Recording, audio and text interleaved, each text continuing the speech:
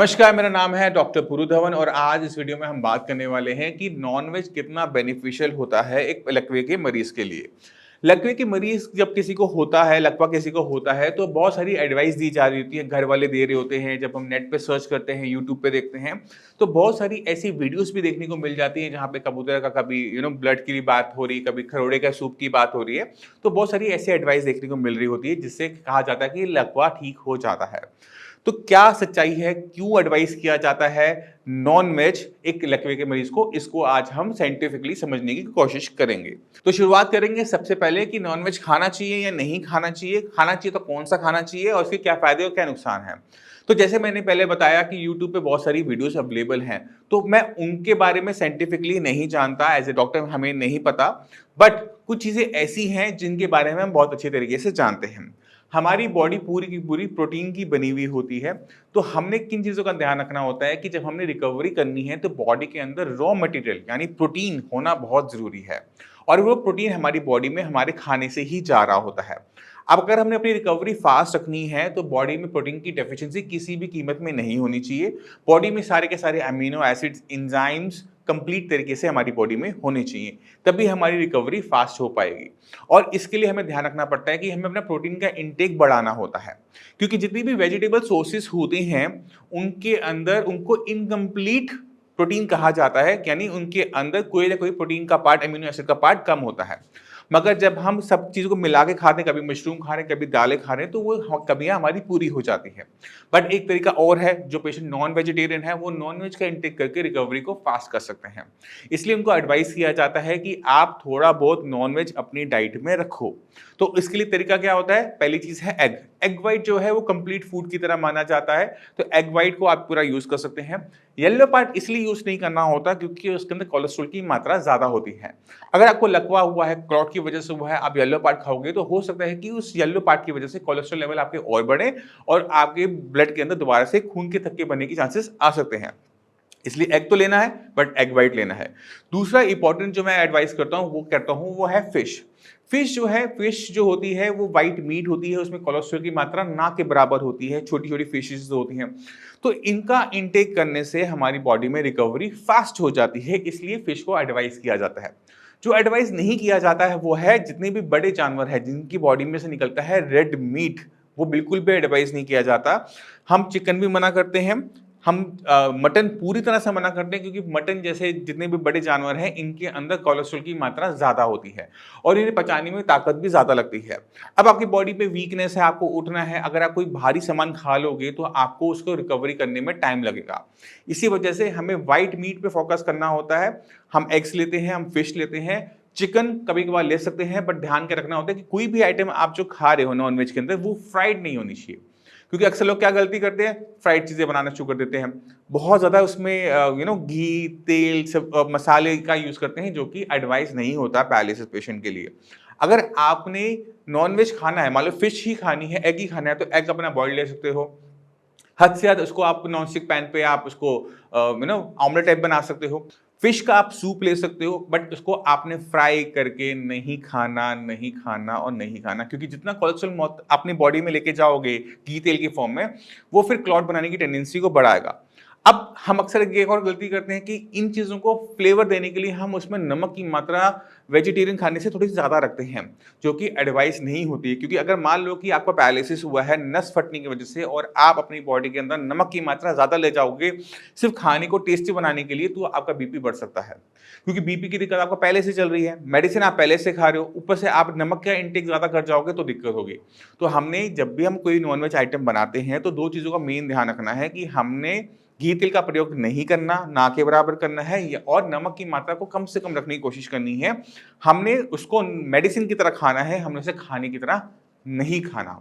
इससे हमारी recovery fast हो जाती है। अब सवाल ये उठता है कि जो पेशेंट हमारे प्योर वेजिटेरियन है, जो नॉनवेज को हाथ नहीं लगाते, वो क्या कर सकते हैं। उनको भी घबराने की जरूरत नहीं होती, उनके पास ऑप्शंस होते हैं, वो हैं ड्राई फ्रूट्स के।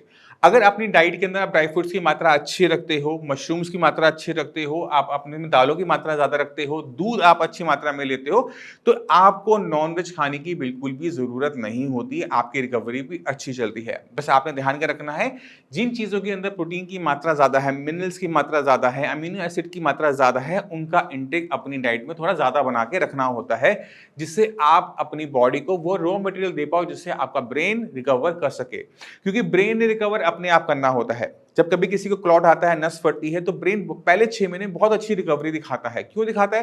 क्योंकि ब्रेन के अंदर न्यूरोप्लास्टिसिटी चल रही होती है।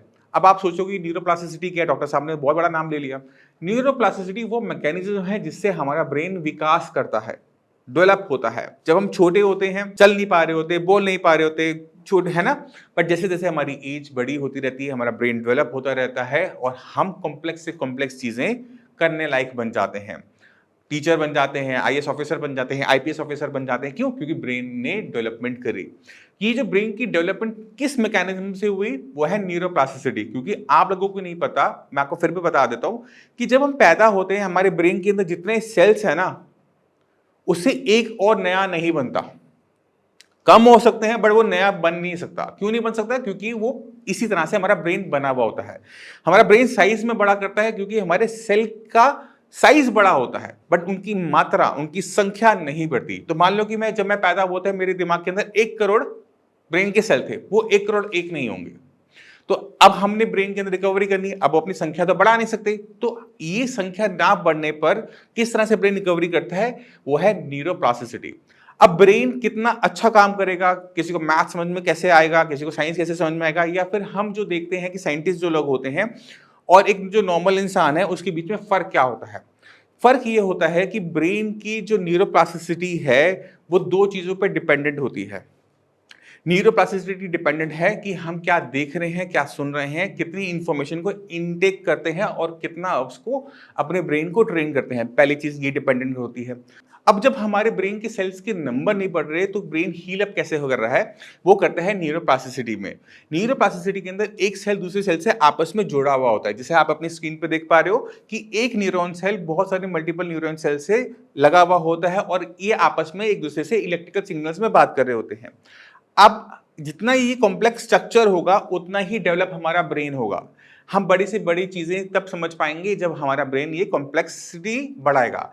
अब इस ब्रेन की कॉम्प्लेक्सिटी को बढ़ाने के लिए, यानी एक सेल का दूसरे सेलों से कनेक्शन बढ़ाने के लिए, हमें 2 चीजें करनी पड़ती हैं। पहली चीज है कि हमें अपने ब्रेन को पर्टिकुलर काम में ट्रेन करना पड़ता है। यानी अगर मैं मेडिकल पढ़ूंगा तो मैं मेडिकल में अच्छा होऊंगा, मैं अकाउंट्स में अच्छा नहीं होऊंगा। बट अगर मैं अकाउंट्स पढ़ूंगा, नंबर देखूंगा, तो मैं नंबरों में अच्छा होऊंगा, मैं साइंस में अच्छा नहीं होऊंगा। ये इसलिए हो पाता है क्योंकि हमारा ब्रेन इसी तरह से डेवलप करता है। तो ब्रेन के कुछ हिस्से डेवलप हो जाते हैं, कुछ अंडर रह जाते हैं।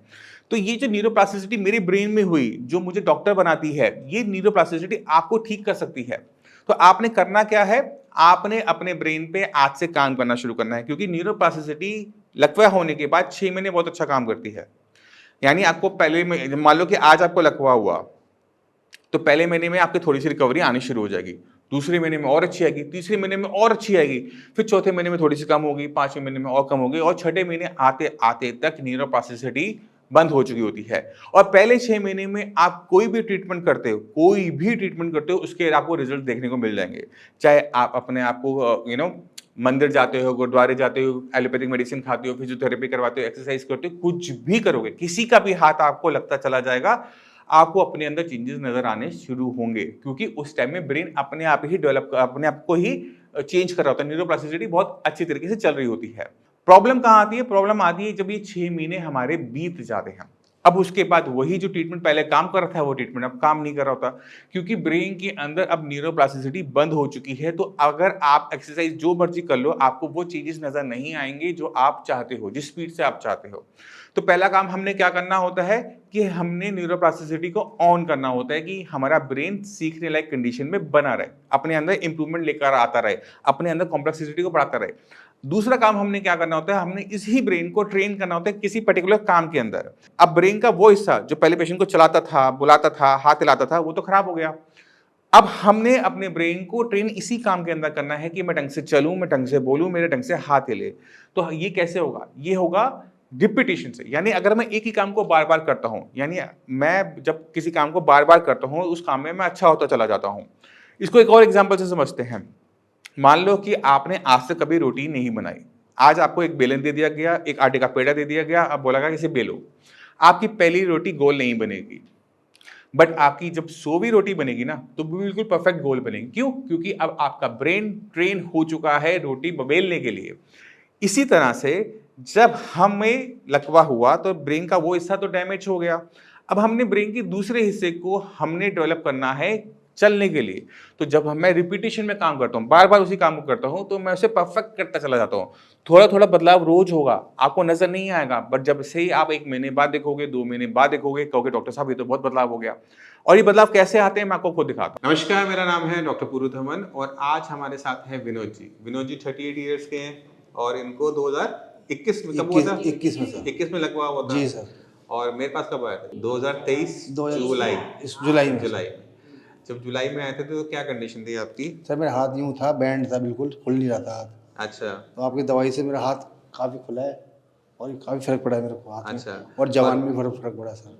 बोल पाते थे उस टाइम? आप तो बोल नहीं पाता था उस टाइम सर। उस टाइम में बोल नहीं पाते नहीं थे। सर, उस टाइम तुतला के बोलता था। अब तो मैं सब क्लियर बोलता हूँ सर। और चलने में? चलने में बहुत दिक्कत पड़ती है, अब चलता हूँ सर सीधा। अब हमारी तो 5 जुलाई, अगस्त, सितंबर, अक्टूबर, नवंबर 5 महीने हुए। 5 महीने में 5 महीने में क्या सुधार है ये बताओ? सर फर्क तो हाँ यूँ था, 5 महीने में फर्क। मेरा हाथ ये बैंड था बिल्कुल, तो ये पूरा खुल गया अभी हाथ। अच्छा। आवाज को तो हम देख ही रहे हैं, आवाज बिल्कुल ये साफ हो गई। ये हिलती नहीं थी, अब तो हिलने लग गई सर। हिलने लग गई है। जी सर। और चलने में फर्स्ट क्लास? चलने फर्क है सर बहुत। चलने में फर्क। जो 2021 से लेकर 2023 के बीच में जो आपने किया, आराम था उससे? आराम नहीं था सर उस टाइम। अब आराम है काफ़ी। और जो बाकी पैरालिसिस के मरीज हैं उनको क्या एडवाइस करते हो? उनको ये कहना चाहूँगा सर, अच्छी दवाई है सर के पास भी। और नहीं, आप क्या एक्सरसाइज कि क्या करना पड़ता है? एक्सरसाइज के लिए आपने क्या मेन किया? एक्सरसाइज में सर आपने खाने में क्या बदलाव किया? देखो दवाई का रोल एक अपनी तरफ है। दवाई का काम है ब्रेन को रेडी करना चीज़ों के लिए, बट आप उसके बाद क्या कर रहे हो वो बहुत इंपॉर्टेंट है। तो आपको सही एक्सरसाइज मिलने की ज़रूरत है, सही डाइट की ज़रूरत है, फिर सही मेडिसिन। जी सर। ठीक है, अगर ये तीनों चीज़ें आप सही कर लेते हो, सही डाइट, सही एक्सरसाइज और सही मेडिसिन, तो रिजल्ट्स हमें पहले महीने से दिखने शुरू होते हैं, जैसे हमने विनोद जी के साथ भी देखा। और ये आज के दूसरे पेशेंट हैं और दोनों ही पेशेंट में आवाज़ नहीं थी और दोनों ही पेशेंट में आवाज़ आई है। अगर आपने वो वाला इंटरव्यू नहीं देखा तो उसको भी ज़रूर देखिएगा और वो भी आपको बताएंगे कि किस तरह से उनमें इम्प्रूवमेंट हुई।